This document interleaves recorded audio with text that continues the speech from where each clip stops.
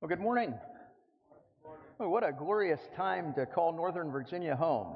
Yesterday, instead of fighting the crowds to go down to the tidal basin and see the cherry blossoms, my family and we decided to go to Harper's Ferry because it's not often you get to take your family to a third world country. See, I'm fitting in Northern Virginia, right? No matter where you live, you tend to want to make a name for yourself, if not by your own measure, but on account of your neighbors. When I was in Texas, we'd tell jokes about Oklahoma, and I graduated high school in Louisiana, where the unofficial state motto is 49th in everything. Thank God for Mississippi. We always look to make a name for ourselves. Starting in the year 1311. The tallest thing that human beings had ever built stood in Lincoln, England, the great cathedral of Lincoln. It was taller than the pyramids of Egypt, taller than the Colossus of Rhodes. The Lincoln Cathedral stood higher than anything that had ever come before it, and for the next 5 centuries, nothing rose above it. England had a name for itself. But then in 1880, that old cathedral finally lost its title, but to another church, the great Cathedral of Cologne. It was if you've ever seen the cathedral in Cologne, I would liken it to like a liturgy in limestone. And for 4 years, just 4 years, that steeple dominated the world. It was taller than any king's palace. It was taller than any smokestack. It was taller than any spinning mill or clock tower.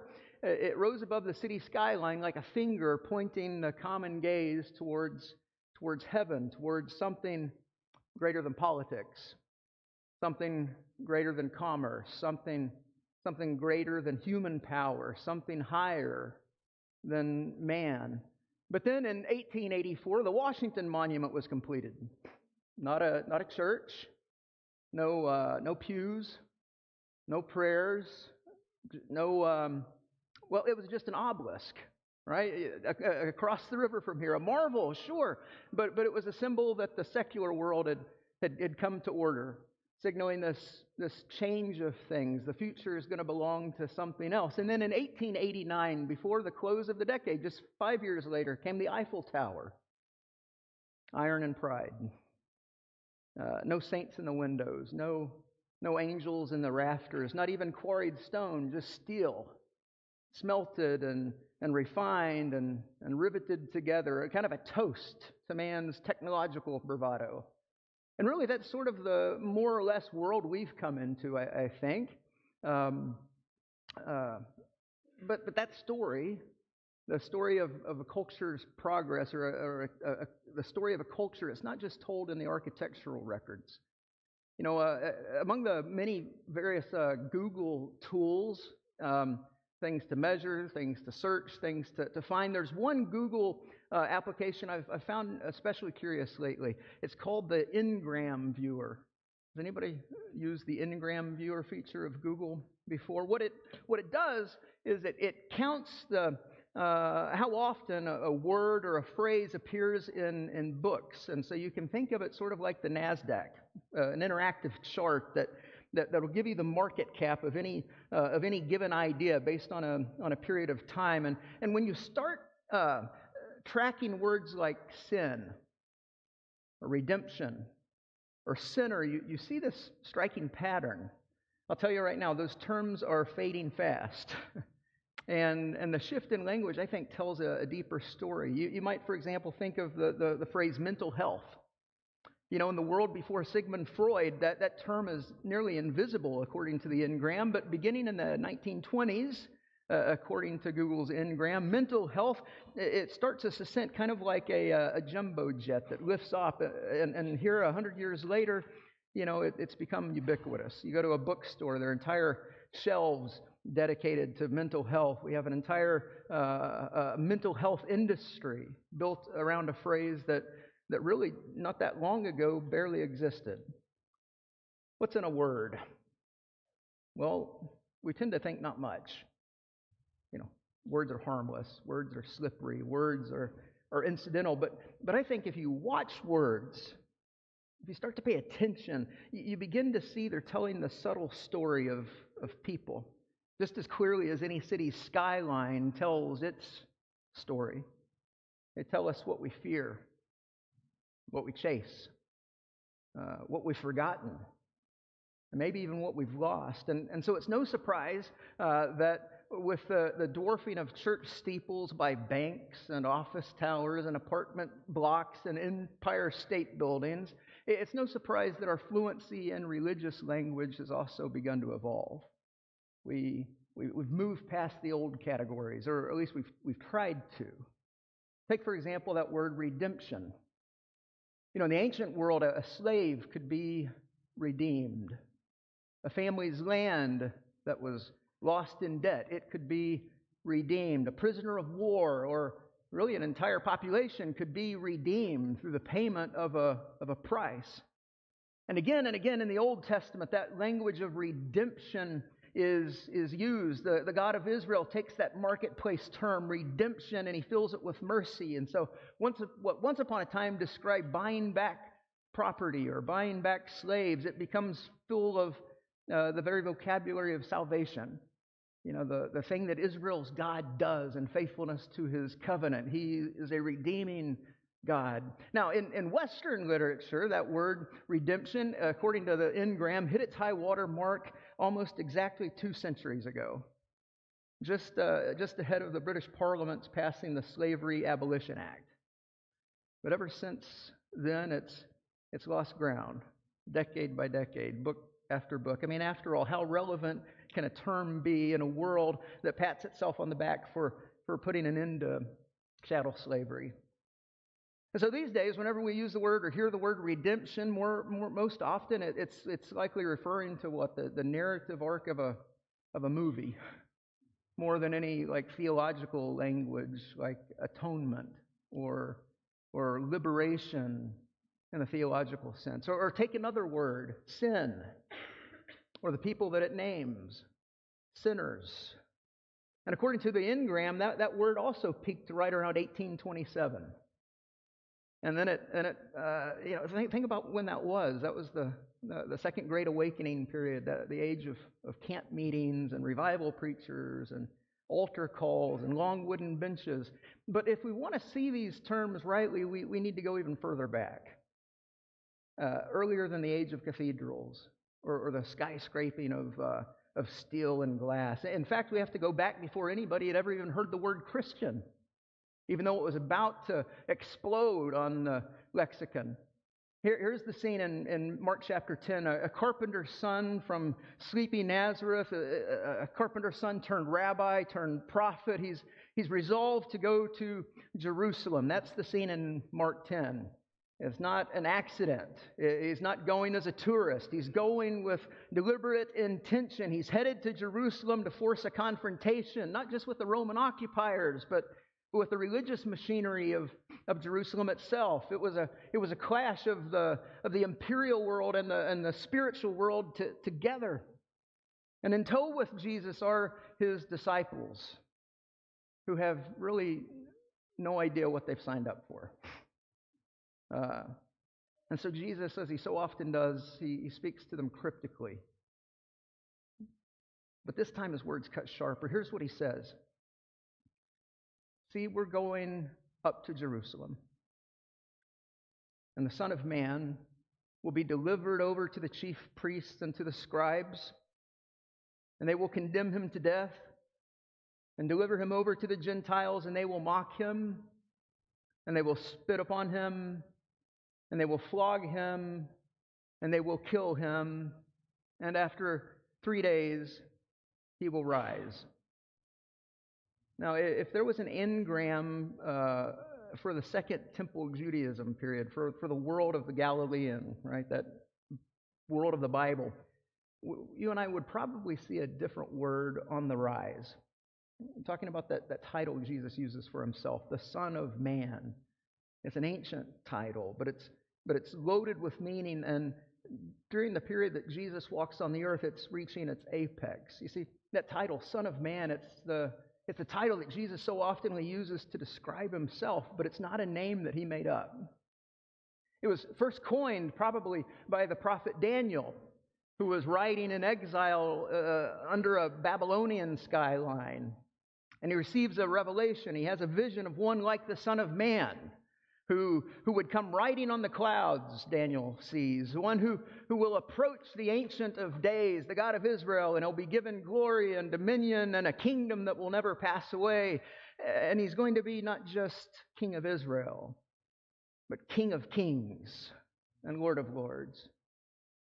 The Son of Man that Daniel talked about wouldn't just arrive on the scene to rescue captive Israel. He would come as a redeemer, yes, but he wasn't just going to buy his people back their freedom from foreign occupation forces. No, the Son of Man was going to come to redeem Israel from her idolatry, from sin itself. And so that's the title that Jesus claims for himself. That's the figure that he identifies with. That's the role that he walks toward whenever he sets his sights on Jerusalem. And when the disciples, James and John, when they hear Jesus speak this way, the two brothers, the sons of thunder, the sons of Zebedee, when Jesus takes on the mantle of the Son of Man, their ambition kicks in. Their imagination fills with fire. And so they come to Jesus, as Anthony read for us, and they say, Teacher, we want you to do for us whatever we ask. See, they don't need an Ngram viewer to discern the weight of the title. They know the story. At least they think they know what the Son of Man means. See, in their minds, it's all coming together. That their rabbi, Jesus, is the long-awaited Messiah, the hero of the story, the promised Lion of Judah, the heir to King David's throne. He's the one who's going to come and restore the ancient monarchy. He's going to overthrow Israel's oppressors. He's going to usher in this new golden age of glory and make Israel great again. No more humiliation. No more degradation. No longer will Israel be the butt of Roman jokes on the backside of the empire. No longer will she be occupied, no longer mocked, no longer dominated and forgotten. Because when the Son of Man appears, Zion itself is going to rise up from the earth to become the highest of mountains. The nations are all going to flock together and come to Israel to learn the way of Israel's God. And every human empire, Babylon and Persia, Greece, Rome, all those kingdoms will be smashed like pottery. Smashed by the stone not cut from human hands, the Son of Man, just like Daniel saw in his vision. And then James and John, these fishermen from Galilee, well, they want in on it. They want to trade their nets for crowns. They want to trade their oars for scepters. They want cabinet seats in the coming kingdom. They want appointments as the Son of Man's right-hand men. And honestly, can you fault them for asking? You know, back in 1855, when the words sin and slavery and redemption still were holding their ground in literature, at least according to Google's Ngram. That's when Robert Browning penned the line, but a man's reach should exceed his grasp. Or what's the heaven for? See, there's noble aspiration, well, at least on the surface, to reach, to strive, to press upward beyond what you can easily just reach out and take. But then again, history is full of towers. You know, the impulse to build, whether a building or a name for yourself, is rarely innocent. More often, it comes with the desire to make a name for yourself. That's why the Cologne Cathedral soared to the height that it did. Kaiser Wilhelm I couldn't allow those British to have, a claim closer to heaven than the Germans. But it doesn't take long before reaching becomes something else. It becomes grasping. And we find ourselves once again like at the Tower of Babel, standing at the top of a monument to our own making, wanting to peer into heaven, not with awe, but with an ambition to achieve greater and greater heights, gatekeeping the place where heaven and earth touch, assuming importance, desiring to be seen, to be recognized as important. See, that's the moment that James and John are having. They're not asking for intimacy with Jesus. They're asking for elevation. And Jesus, I think it's interesting to point out, doesn't rebuke them for that desire. But he rebukes them for what they think that greatness means. Here's what Jesus says. You don't know what you're asking. He says, are you able to drink the cup that I drink? Or be baptized with the baptism with which I'm baptized? And without skipping a beat, they say, yes, we are. They have no idea. They don't have an idea that the cup that he's referring to is suffering. They don't have any inkling that the baptism he's referring to means death. And that glory in his kingdom will look nothing like what they've imagined. What happens when ambition meets reality? What happens when our idea of glory runs headlong into a kingdom that's shaped by a cross? Well, we see that in the reaction of the other 10 disciples. See, whenever they hear James and John going back and forth, angling for power, they're not outraged by the arrogance of that. You see, it's not righteous indignation that they have. Their anger rather is shaded by envy. They're not upset at the question. They're just angry they didn't think first to ask it. And so Jesus gathers them, not to scold them, but to instruct. Because what he needs to say, he can't just correct a misunderstanding. What he needs to say has to reconstruct their very imagination. Here's what Jesus says. You know that those who are considered rulers of the Gentiles lord it over them, and their great ones exercise authority over them. But it shall not be so among you. Whoever would be great among you must be your servant, and whoever would be first among you must be slave of all. See, in the kingdoms of this world, greatness is measured by height. How tall a tower you build. Or how often your name gets cited in a Google Ngram chart. Or how extensive your Wikipedia article is. Or how many followers you have on Instagram. Or how many conferences you're invited to speak at. Or what floor you've got the keys to. Or how far above others that you can rise. But in the kingdom of God, greatness isn't measured by height, but by depth. How far down are you willing to stoop for the sake of others? How much of yourself are you willing to defer to bring someone else forward? How low are you willing to come down to lift somebody else up? And then Jesus, he gives one of the most, I think, dramatic, explosive reversals that you're defined in all of Scripture. Jesus says, for even the Son of Man came not to be served, but to serve, and to give his life as a ransom for many. Who saw that coming? I mean, you've read it before, but certainly James and John and the disciples didn't. You see, the one who wears the title Son of Man, the one to whom all dominion and glory and authority belong, he doesn't climb the ladder of success by grasping for power or jockeying for position or for outcompeting everybody else in the rat race or by making wise investments or by reading the cultural winds and getting ahead of them. No, how does he achieve greatness? By pouring himself out. And he claims that he's only fulfilling the pattern of reality that anybody with eyes to see could discern if they look close enough. And here's the key. See, Jesus, he doesn't give his life just to inspire us to be more humble or to set a moral example of what we can all do if we just work hard enough and have enough determination. No, he gives his life, plain and simple, as a ransom, a payment to redeem a world held captive to sin. Which brings us to that word sinner, right? A word that, like we've already seen, has fallen on hard times lately. The Ngram confirms it. Its usage peaked at about 1827, but it's been in decline ever since, which means it's a great time to get in on the ground floor. Buy low, sell high, right? But if you're going to reclaim that word sinner, then you better know what you're buying into. First, the word sinner refers to someone Christ loves. And so sinner, it's not a moral insult. It's not a sneer. It's not, like Eugene Peterson says, a word that places people somewhere on a continuum that ranges from angel to ape.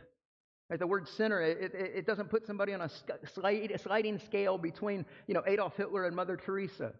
No, sinner is a theological designation. See, it doesn't so much describe behavior as orientation. Let me put it this way. Sinners aren't sinners because they sin. Sinners sin because they're sinners. And it's only going to disappoint you if you see sinners like yourselves in any other light. Sinner simply names a person who's separated from God. Now, it doesn't mean somebody who's especially wicked or corrupt or somebody it just means somebody who's not close to God, somebody who's not serving God. And since all we like sheep have gone astray, in that category of sinner, you're going to find people who are deeply broken and also people who are really highly functional, people who are anxious, and people who have granted confidence, people who are in poverty and people who have 2-car garages and full calendars. If we just assume that sinner only applies to the down and out, well, we're gonna focus even sharing the gospel just on the margin. We'll keep thinking of people as though the gospel is for some types of people, but not others. Not especially for us and people like us. I really am a big fan of the statement. Or of the church's mission statement here at Falls Church. Love God, love neighbors, share the gospel. But here's something I don't always understand, and that's how it plays out.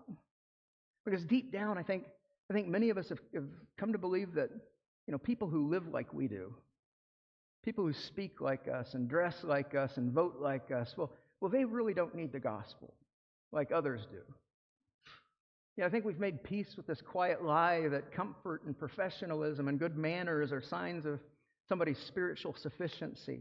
And so what that means is we send missions teams across the oceans who moved to Slovakia for 7 years, or we support evangelism in places where we'll never actually go to buy groceries or sit in line for traffic, any other uttermost part of the earth but the 6-mile radius around our house. And so when it comes to speaking of Jesus with our actual neighbors, the parents on the sidelines, the barista at the coffee shop, or that guy on the treadmill next to us every Thursday, we tend to go quiet. Why? I think it's only because we've decided that the word sinner doesn't belong to them. It belongs to somebody lower down, somebody who hasn't managed to pull themselves up to our level or standard of living. But look at the Gospels. Most of the people that Jesus speaks to aren't beneath him. And how could they be? The one who came not to be served, but to serve. How could that man look down on anyone? Jesus, he didn't deign to associate with tax collectors. He didn't slum it to eat with sinners. Rather, he stooped up to Pharisees, to Roman soldiers, to wealthy young rulers, to temple officials.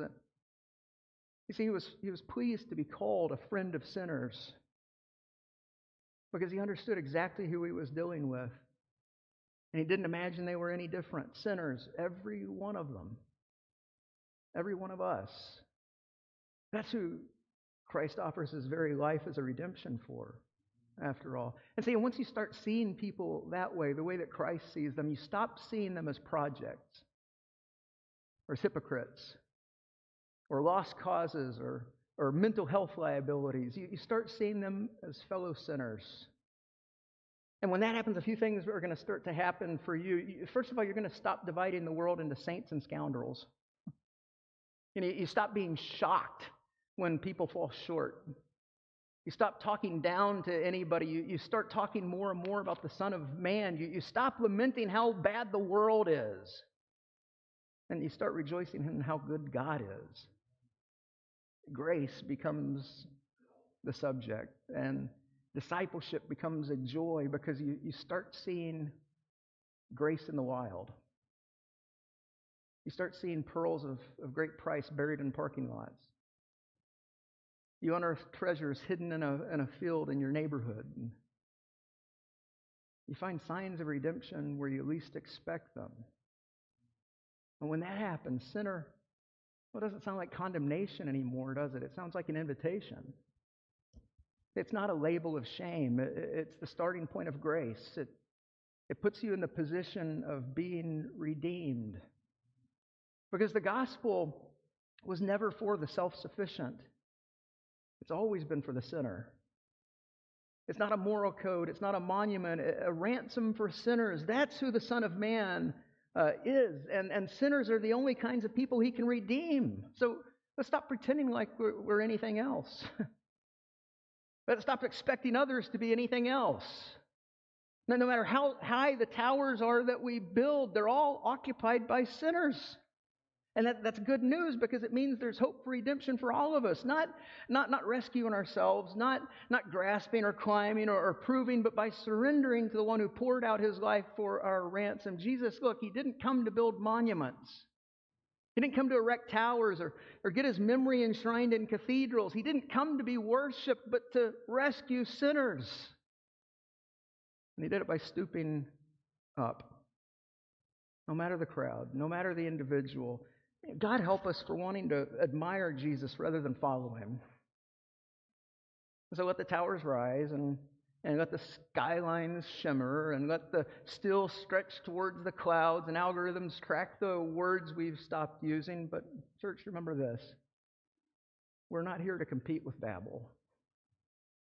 We're not here to outshine the world's monuments by our virtuous lives and wonderful, slick programs. We're called to serve, to stoop, to forget ourselves, to pour ourselves out in love for sinners, because that's who the Son of Man came to save. He didn't come to be admired or applauded or enshrined or etched in stone. He came to give his life, a ransom for many. If we can bless you this day, won't you come as together we stand and sing.